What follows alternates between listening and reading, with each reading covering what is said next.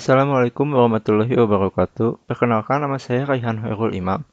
Pada kesempatan kali ini, saya akan menjelaskan hasil kerja saya mengenai asesmen 4 implementasi struktur data. Untuk soal nomor 1, di sini saya disuruh untuk membuat sebuah program membership, di mana dalam aplikasi tersebut dapat menyimpan data member, nama, nomor telepon, dan nomor member. Data member dapat dilakukan penghapusan apabila tidak aktif dan menyalahi ketentuan yang berlaku. Dan untuk menampilkannya menggunakan in order. Jadi di sini saya mempunyai kelas yang bernama member. Kelas ini mempunyai tiga properti, yaitu nama, nomor telepon, dan nomor member.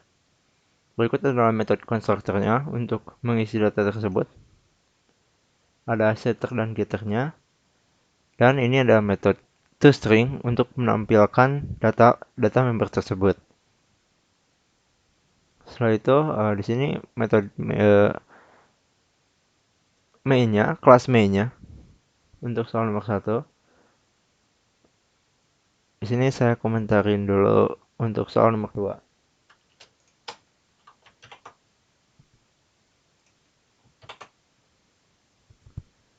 2. Jadi untuk soal nomor 1, pertama di sini ada sebuah ArrayList untuk memanggil kelas member di sini, dimasukkan ke dalam ArrayList.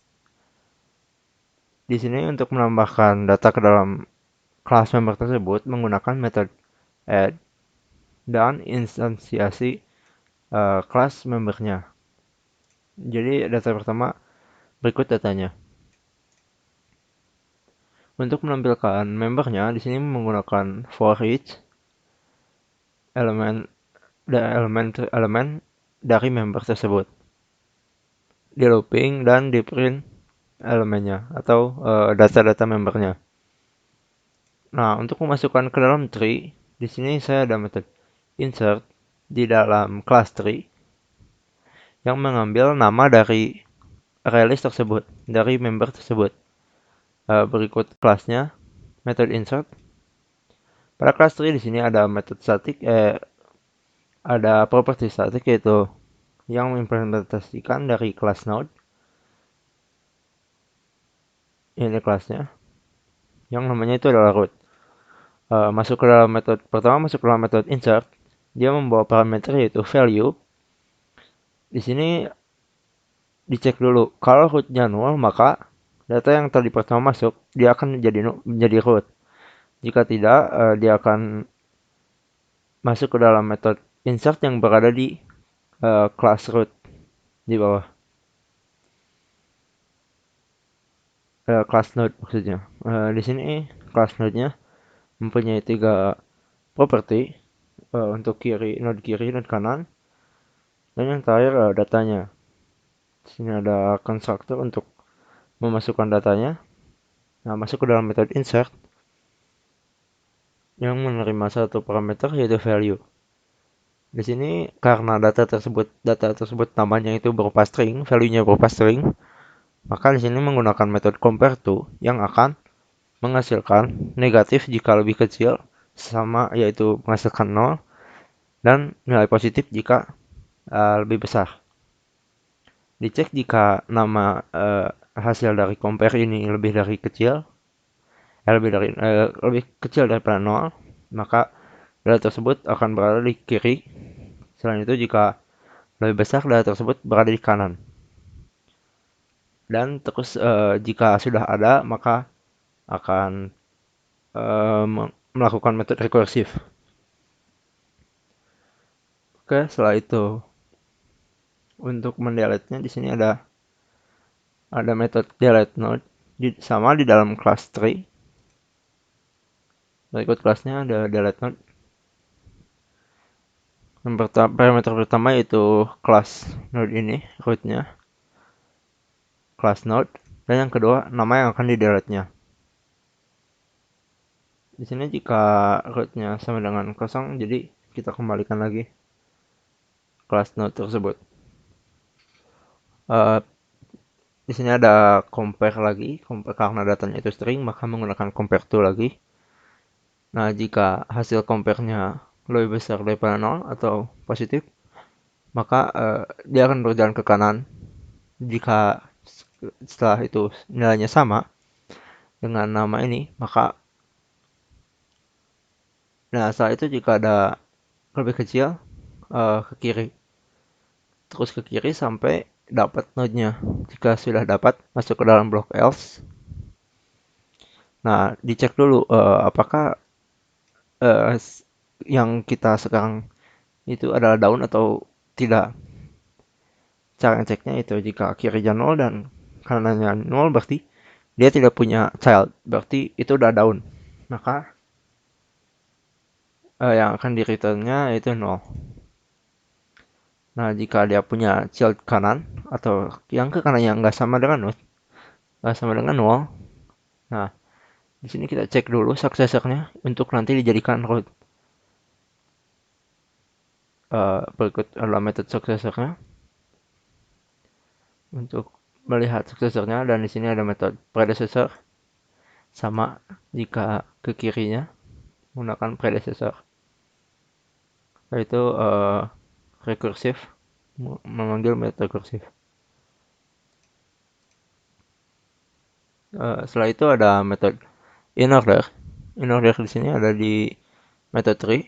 Berikut adalah metodenya. Jadi karena inorder itu kiri, root, setelah itu kanan, maka di sini akan muat rekursif ke kiri, setelah itu di print, dan setelah itu rekursif lagi ke kanan, seperti itu terus.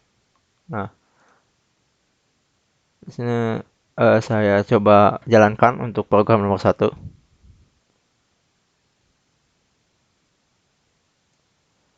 Berikut hasilnya, jadi daftar membernya ada nama, nomor telepon, dan nomor membernya. Setelah di-orderkan, jadi seperti ini namanya. Setelah itu kita coba di sini delete-nya yang namanya Sandy. Delete.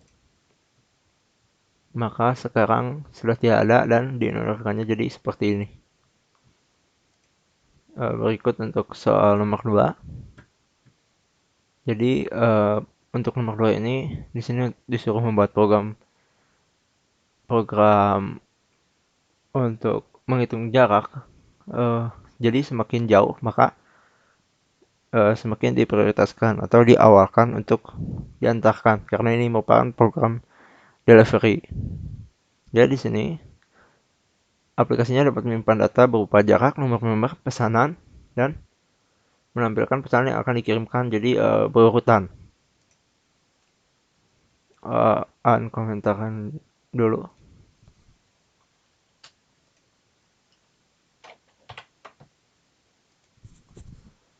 Di sini saya ada kelas delivery coffee yang mempunyai 3 properti, yaitu jarak, nomor member, dan pesanan. Ada konstruktor untuk memasukkan datanya, ada setter dan getter. Nah, di sini menggunakan implementasi dari comparable agar bisa mengakses metode compare to untuk mengcompare apakah datanya lebih besar, jaraknya lebih jauh atau lebih sedikit. Nah, setelah itu ada metode toString untuk menampilkan pesan. Nah, jadi di sini pertama saya menggunakan priority queue prioritas. Jadi priority queue ini adalah berbeda dengan queue yang, kalau queue itu kan bergantung kepada waktu kedatangannya. Yang datang pertama maka akan diambil. Nah, tapi dalam priority queue ini, elemen yang akan diambil atau dihapus itu jadi elemen yang punya prioritas tertinggi. Prioritas tertinggi itu jadi diambil dari compare tadi. Nah, di sini karena yang tinggi itu yang lebih jauh lebih diutamakan, maka di sini menggunakan priority queue. Untuk menambah data ke dalam priority queue menggunakan method add juga. Di sini instansiasi kelas delivery coffee-nya ditambah, jadi nomor 1 tuh memesan ini dan jaraknya cuma segini. Nomor 2, 3, 4 dan seterusnya. Nah, di sini jika ada menggunakan metode poll untuk mengambil satu persatu dari atas, dari yang paling jauh. Jadi ada looping di sini jika member size-nya tidak sama dengan 0, karena di setiap dipol itu kan berkurang satu. Nah, sampai 0 berarti balanya itu keluar atau selesai. Nah, di sini ada string kategori yang pertama kosong untuk mengelompokkannya. Jadi jika jarak member, nah kalau metode pick ini untuk mengambil data tapi tidak menghapusnya. Ada metode get jarak dari setter dan getter tadi. Jika kurang dari atau sama dengan 0,5 maka kategori 1. Kalau segini kategori 2, kategori 3, atau kategori 4.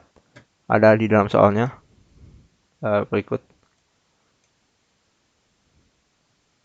Baik, saya jalankan program untuk soal 2 ini.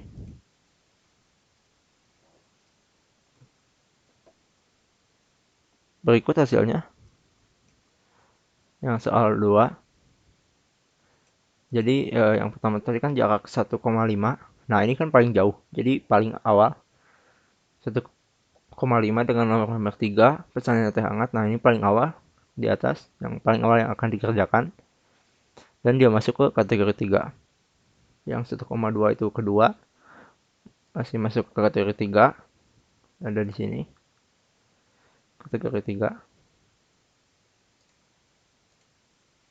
Dan ini yang 1 kilo masuk ke kategori 2, yang antriannya ketiga. Dan yang 0,5 masuk ke kategori 1, dan dia yang akan diantarkan paling terakhir karena paling dekat.